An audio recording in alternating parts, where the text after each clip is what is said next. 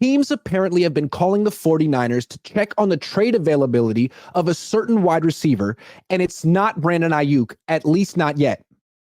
According to reports, the Baltimore Ravens called the 49ers to see if they would trade Deebo Samuel. And the Niners said no, at least not now. That's an interesting answer. And it makes sense why the Niners would decide not to trade Deebo Samuel now.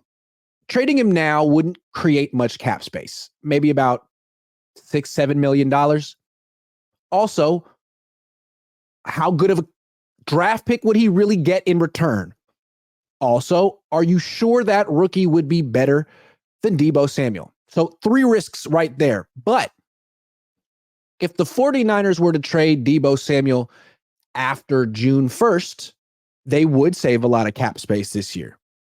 And if they were to trade him after June 1st, they wouldn't trade him for a rookie. They would trade him for another player who's proven, which would make the trade much less risky. So they could trade Deebo Samuel after June 1st for another wide receiver, or they could trade him for another position entirely. An offensive lineman, a tight end, a cornerback.